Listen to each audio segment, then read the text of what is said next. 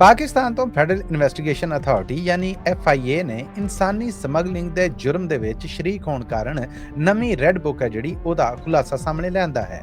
ਇਸ red book ਦੇ ਵਿੱਚ 143 ਨਵੇਂ ਬੰਦਿਆਂ ਦੇ ਜਾਂ ਨਵੇਂ ਮੁਜਰਮਾਂ ਦੇ ਨਾਂ ਪਾਏ ਗਏ ਨੇ ਜਿਹੜੇ ਇਨਸਾਨੀ ਸਮਗਲਿੰਗ ਦਾ ਹਿੱਸਾ ਨੇ।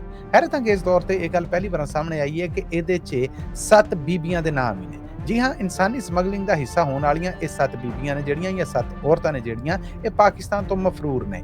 ਰੈੱਡ ਬੁੱਕ 'ਚ ਇਹਨਾਂ ਦਾ ਨਾਂ ਪੈਣ ਤੋਂ ਪਹਿਲਾਂ ਇਹਨਾਂ ਦੇ ਰੈੱਡ ਵਾਰੰਟ ਨੇ ਜਿਹੜੇ ਉਹ ਵੀ ਕੱਢੇ ਗਏ ਨੇ ਔਰ ਇਹਨਾਂ ਦੀ ਗ੍ਰਿਫਤਾਰੀ ਵਾਸਤੇ ਇੰਟਰਨੈਸ਼ਨਲ ਕੋਸ਼ਿਸ਼ਾਂ ਵੀ ਹੋ ਰਹੀਆਂ ਨੇ। ਇਹ ਦੀਆਂ 7 ਬੀਬੀਆਂ ਨੇ ਜਿਹੜੀਆਂ ਇਹਨਾਂ ਕੋਲ ਦੋਹਰੀ ਨਾਗਰਿਕਤਾ ਹੈ ਔਰ ਪਾਕਿਸਤਾਨ ਦੇ ਨਾਲ ਇੰਗਲੈਂਡ ਦਾ ਪਾਸਪੋਰਟ ਹੈ ਜਿਹੜਾ ਉਹ ਵੀ ਰੱਖਦੀਆਂ ਔਰ ਇੰਗਲੈਂਡ 'ਚ ਵੀ ਇਹ ਅੱਗੇ ਪਿੱਛੇ ਕਿਤੇ ਲੁਕੀਆਂ ਪਈਆਂ ਨੇ। ਆਖਿਆ ਜਾ ਰਿਹਾ ਹੈ ਕਿ ਇਹਨਾਂ ਬੀਬੀਆਂ ਨੇ ਕਰੋੜਾਂ ਰੁਪਈਏ ਨੇ ਜਿਹੜੇ ਉਹ ਲੈ ਕੇ ਲੋਕਾਂ ਨੂੰ ਧੋਖੇ ਦੇ ਨਾਲ ਪਾਕਿਸਤਾਨ ਤੋਂ ਕੱਢਣ ਦਾ ਜੁਰਮ ਜਿਹੜਾ ਉਹ ਕੀਤਾ। FIA ਦੇ ਮਹਿਕਮੇ ਵੱਲੋਂ ਇਹ ਵੀ ਦੱਸਿਆ ਗਿਆ ਹੈ ਕਿ ਪਹਿਲੇ ਤੋਂ ਮੌਜੂਦ ਰੈੱਡ ਬੁੱਕ ਹੈ ਜਿਹੜੀ ਉਹਦੇ ਵਿੱਚ 143 ਨਵੇਂ ਲੋਕ ਪਾਏ ਗਏ ਨੇ।